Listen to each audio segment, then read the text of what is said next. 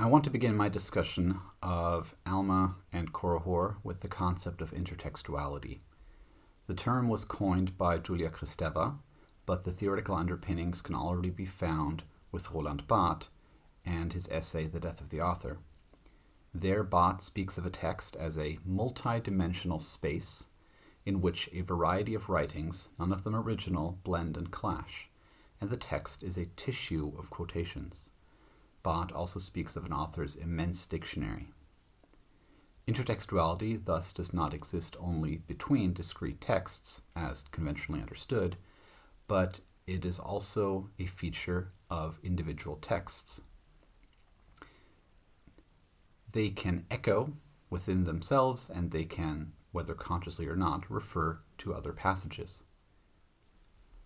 Such intertextual connections can then be used as signs of textual affinity and be used to legitimize reading passages in conjunction. Grant Hardy refers to three types of intertextuality, specifically between the Book of Mormon and the Bible, but the categories are also applicable to intertextuality within a given text. First, we have quotations, as when the Book of Mormon quotes from Isaiah by saying that it is quoting from Isaiah. Then we have allusions, or as Hardy defines it, as an author simply pointing readers toward a pre-existing text, or we might call this true plagiarism. We quote another text without explicitly referencing it. And finally, we have echoes, which are shorter and are often not as clear in their copying, but they are part of what Hardy calls the author's religious vocabulary, or, in the words of Barthes, his dictionary.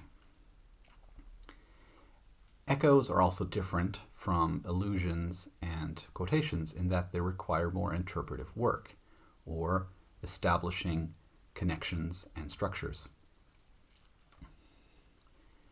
The two portions of the Book of Mormon I wish to connect are, on the one hand, Mosiah 26-27 in the LDS divisions, and Alma 30.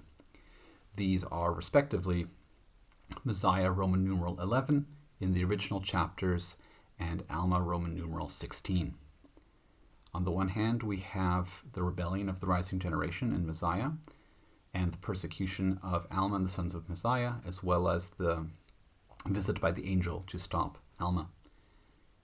Then we have the heresy of Korihor about 20 years later.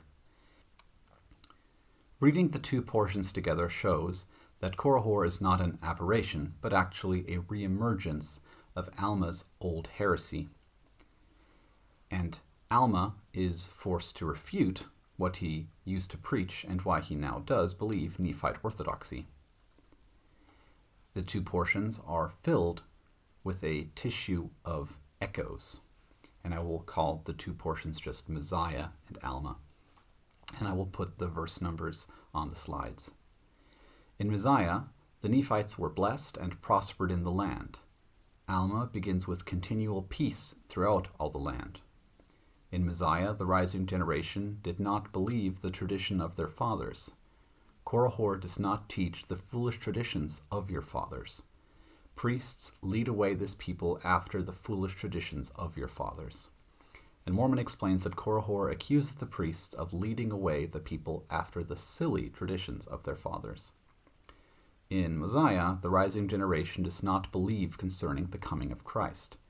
In Alma, Korihor began to preach unto the people that there should be no Christ. He asks, "Why do ye look for a Christ?" He argues that ye cannot know that there shall be a Christ. He repeats the claim, "But behold, I say that ye do not know that there shall be a Christ." And Alma later counters Korihor with personal testimony. "I know there is a God, and also that Christ shall come." In Mosiah, the unbelievers' hearts were hardened. In Alma, the chief judge saw the hardness of Korihor's heart. Alma later says to Korihor, "Behold, I am grieved because of the hardness of your heart." In Mosiah, the sinners are eventually brought before Alma, the elder, who was the high priest. And note this constellation. We have heretics who are brought before a high priest named Alma. Since Alma does not know what to do with the heretics, he sends them to the king, or head of state. Later in Alma, the Nephites took Korihor and bound him and carried him before Ammon, who was a high priest over the people. Korihor then goes to Gideon and is also taken and bound and carried before the high priest and also the chief judge. Even later, Korihor is again bound and brought before Alma the Younger and the chief judge, who was governor over all the land. And so we have Korihor brought before Alma the high priest and the head of state. The only difference we are dealing with here is the subscript on Alma's name.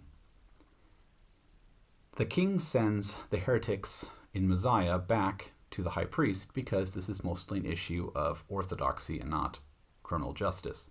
Mormon notes the same discrepancy in the context of Korihor. For there was a law that men should be judged according to their crimes. Nevertheless, there was no law against a man's belief. Therefore, a man was punished only for the crimes which he had done. Looking at some more specific parallels between Alma and Korihor, we find that Alma led many of the people to do after the manner of his iniquities, and the charge against Korihor was that he was leading away the hearts of the people. Both men were visited by angels, and Alma's angel came to stop him, resulting in Alma becoming dumb that he could not open his mouth. Korihor is later struck dumb that he could not have utterance. And he then explains the impetus for his heresy: "The devil hath deceived me, for he appeared unto me in the form of an angel." Both Alma and Korihor then go forth, Alma as a missionary and Korihor as a beggar. Alma travels round through all the land, publishing to all the people the things which they had heard and seen.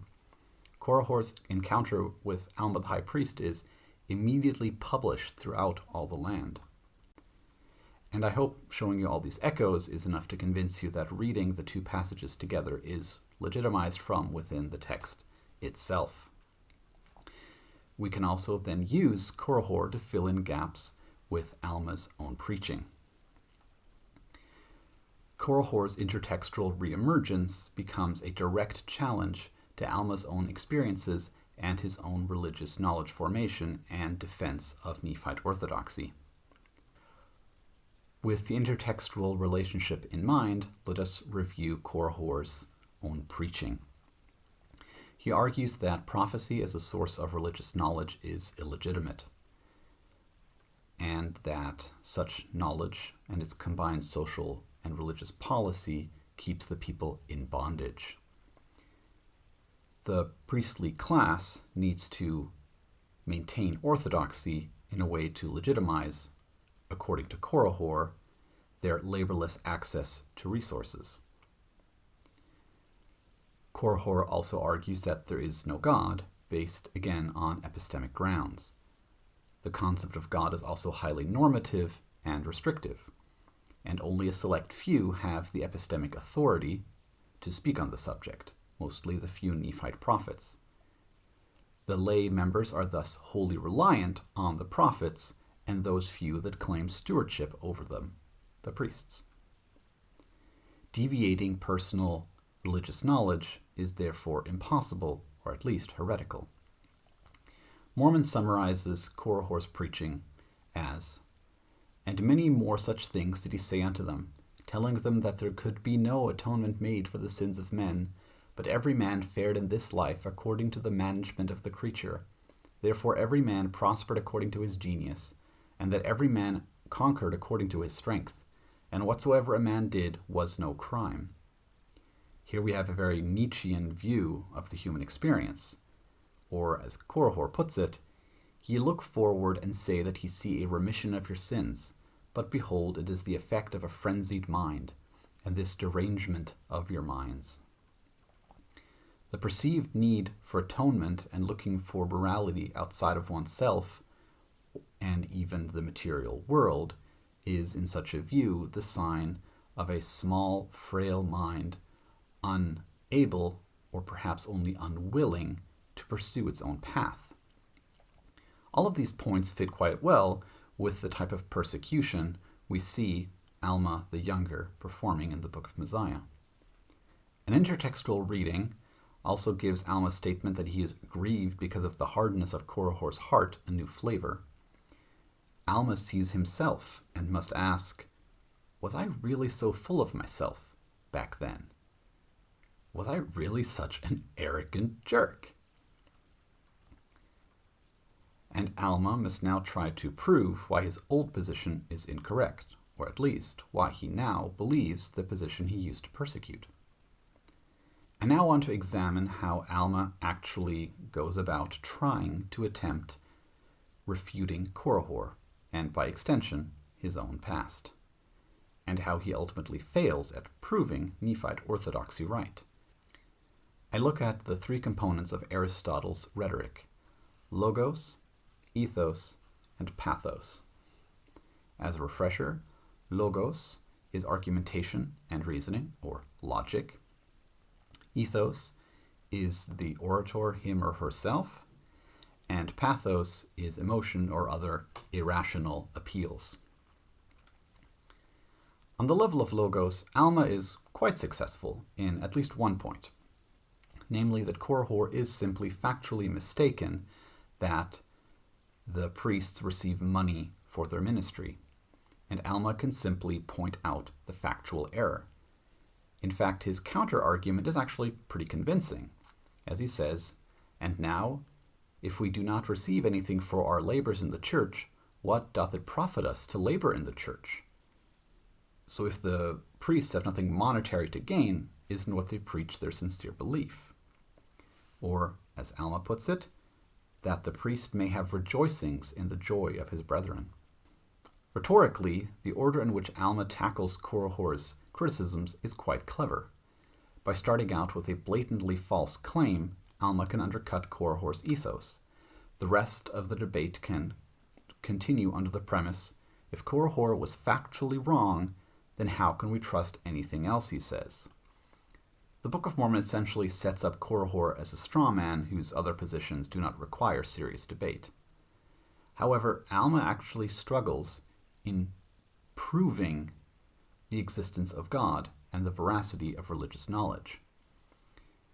He uses several fallacies rather than seriously engaging in a debate. Alma argues that there is a God and that Christ will come because he has a personal testimony of that. Essentially, it is true because I believe it to be. Alma would probably point to his encounter with an angel, but this is still the personal fallacy. My personal experience proves this. Alma then cleverly shifts the burden of proof onto Korihor, asking, "And now what evidence have ye that there is no God, or that Christ cometh not?" But, as should be common knowledge, you cannot prove a negative. The burden of proof is on the person claiming the existence of something. But, as Alma says, "I say unto you that ye have none, save it be your word only." As a reminder, Alma's quote-unquote argument before the question was, "There is a God, because that is my personal experience and my word." Sadly, Korihor is filtered through orthodoxy, and we never get to hear him flip Alma's argument on him. Alma continues, "But behold, I have all things as a testimony that these things are true, and ye also have all things as a testimony unto you that they are true." He appeals to the Orthodox consensus and scripture that believes in God. As Alma puts it, "And yet will ye deny against all these witnesses?" We have here an appeal to tradition and authority. Our tradition and ecclesiastically sanctioned sources say this, so it must be true. Alma also uses an appeal to common sense combined with an appeal to incredulity to try and prove the existence of God. "And all things denote there is a God, yea, even the earth and all things that are upon the face of it, yea, and its motion, yea, and also all the planets which move in their regular form do witness that there is a supreme creator." Here we have a common trope used by proponents of intelligent design, because I cannot imagine how order came about through random evolution. The only other explanation is a creator God. However, just because you cannot conceive of something does not mean it cannot be true. So, for those keeping score, we have the personal fallacy, the fallacy of proving the negative, appeals to tradition and authority, and appeals to common sense and incredulity. Put simply, Alma has proven nothing. All he has done is restated the orthodox position. We believe there is a God because that is how we see the world. Alma then continues his ethical attack by saying that Korihor is possessed with a lying spirit. And to be fair, he is correct. Korihor has proven an unreliable source when it comes to describing facts. Since he could not be trusted with the criticism of the supposedly corrupt priestly class, his criticism of Nephite orthodoxy is considered inherently invalid, a perfect example of the genetic fallacy to add to the list. Alma has thus successfully sidestepped his own burden of proof. However, all he has actually done is silence a challenge to orthodoxy. Alma is more successful when it comes to pathos. Korihor, the straw man, then asks for a sign of the power of God. Alma finally relents and promises the sign that Korihor will be struck dumb. Mormon recounts, "Now when Alma had said these words, Korihor was struck dumb, that he could not have utterance, according to the words of Alma." It should be noted that this is the Nephite equivalent of cutting someone's mic at a debate. That being said, Alma has proven that he as high priest can command the world. And since humans can generally not make others mute, it must be some higher power. And even that is jumping to conclusions. However, Korihor is convinced that this other higher power must be that of Orthodox God. Korihor confesses, "And I know that nothing save it were the power of God could bring this upon me. Yea, and I always knew that there was a God." The experience of power is the same reason why Alma believed the angel. And at first glance, it seems that Korihor has been fully routed and that orthodoxy has prevailed. However, Korihor implodes in a final unintentional attack. The intertextual connection also makes Korihor's final reveal a direct attack on Alma's knowledge formation. And more broadly, his self-destruction fully undermines Alma's whole preceding argument, his own epistemology, and Nephite religious epistemology and standards of truth in general. Korihor's religious knowledge derives from an angelic visit, in large part like that of Alma, who was converted by experiencing the power of an angel. If Korihor's angel was the devil in disguise and a lying angel, then we have lost angelic visits as a certain source of knowledge. If one angel can lie, who's to say another cannot? And if I need to verify the veracity of an angelic visit, angelic visits are no longer an independent source of knowledge. Korihor's recanting continues to undermine Alma. Korihor explains that he believed the doctrine given by the false angel because it was pleasing unto the carnal mind. In the words of Alma, he believed the doctrine to be true because it beginneth to be delicious to me. This means that one of Alma's own standards of truth found shortly after the dispute is also undermined. If we have to debate the merits of the carnal mind as opposed to the somatic connotations of pleasurable eating, then the pleasing or delicious nature of doctrine ceases to be a sure source of knowledge. And as a final blow, Korihor reveals that he believed his doctrine because he had much success. Mormon implicitly argues that Nephite orthodoxy preached by the sons of Messiah is true because they had much success in bringing many to the knowledge of the truth. Mormon also quotes God, saying to the sons of Messiah, "Go amongst thy brethren the Lamanites, and bear with patience thine afflictions, and I will give unto you success." Just a few pages earlier, Alma's soliloquy mentions the joy in his own success, and the success of the sons of Messiah who have been up to the land of Nephi. Alma's own ministry among the Zoramites is measured by this standard when he and his companions begin to have success among the poor class of the people. The success of doctrine in winning converts can therefore not be considered reliable, since the success of Korihor was in spite of heresy, at least from the perspective of Nephite orthodoxy. In summary, Korihor's final admission is a final act of epistemic defiance, since the implosion takes out almost all standards of truth. Alma's dispute has, in effect, shown that Alma's old self was dangerously effective at undermining orthodoxy, This is why Alma had to be literally stopped in his tracks. Otherwise, he would have fully destroyed the ministry of his father. Alma's use of fallacies in trying to disprove Korihor, and by extension himself, has already shown that the past, tradition, and the future, prophecy, are too uncertain as standards of truth. Mormon tries to apply the standard of divine protection when Korihor is trampled by the Zoramites. Because his supposed master, Satan, does not protect him, Korihor's doctrine must be false. However, by this standard, the god of the martyrs of Ammonihah, or killed soldiers like Antipas, can also not be true, because their god let them die despite their faith. The only standard that is more or less intact through Korihor's appearance is consequentialist in nature. The high priest Gedona and Alma indirectly posit such a standard by arguing that Korihor's preaching is needlessly iconoclastic. Nephite orthodoxy is highly productive since it causes the believer to rejoice. As Gedona asks Korihor, "Why do ye go about perverting the ways of the Lord? Why do ye teach this people that there shall be no Christ, to interrupt their rejoicings?" As Alma explains, "And now, if we do not receive anything for our labors in the church, what doth it profit us to labor in the church, save it were to declare the truth, that we may have rejoicings in the joy of our brethren? Then why sayest thou that we preach unto this people to get gain, when thou of thyself knowest that we receive no gain? And now believest thou that we deceive this people, that causes such joy in their hearts?" Nephite orthodoxy and orthopraxy produce joy. Therefore, the criticism of Korihor is that he is not offering an alternative to a system that has ceased to function, or that can no longer deal with the complexities of the world. He is needlessly attacking a productive system simply for not adhering to some vague standard of absolute truth.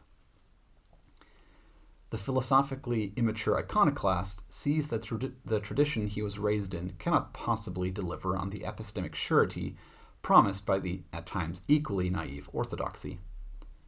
Gedona and Alma are basically saying that they know Nephite orthodoxy to be true because it leads to a harmonious society and joy in the faithful.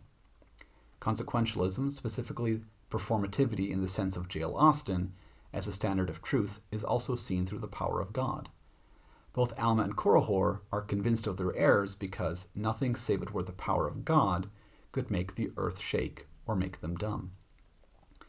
Truth is thus found in those who have the power to create personal and societal happiness, as well as manipulate the presence through divine authority. As Bruno Latour puts it, "Angels do not convey messages. They change those they address. What they transfer is not an information content, but a new container. They transform their interlocutors. What they convey are not telegrams, but persons." Korihor's presence in the narrative thus confronts both Alma and the reader with the uncertainties inherent in any epistemic system, especially when it comes to turning knowledge into political and individual action. In the end, Alma is confronted with the reemergence of his own philosophy and activity, and it turns out that he cannot counteract himself by argumentation. The issue is then, if no epistemic system allows me to test the validity of a doctrinal truth claim beforehand, then how do I go about choosing which belief and ritual system to follow? The only tenable answer left in a post-Korihor world is found later in the original chapter. Faced with the question of why the Zoramite poor should believe Alma's preaching, he gives the following answer: "If you will awake and arouse your faculties, even to an experiment upon my words, and exercise a particle of faith." So we are dealing with a down payment of faith and a willingness to engage in an experiment with an uncertain outcome. I can have no guarantee as to the truthfulness and performativity of the doctrine I am examining. Doctrine and religious practice need to be tried out to see whether the system produces peace and joy. The attempt of experimenting is risky, and the validity of the experiment can only be judged by its observable outcome after using a possibly non-productive system. In the end, all that is left in a world shaken by Korihor's implosion is a risky religious experiment and a hope for peace, harmony, and joy. The deliciousness of the promised fruit cannot reside on the logical level of doctrine. Religious delight comes from the positive effects it has in the life of the religious experimenter. Peace and joy are all that we have to go on, and I believe that is enough. Thank you.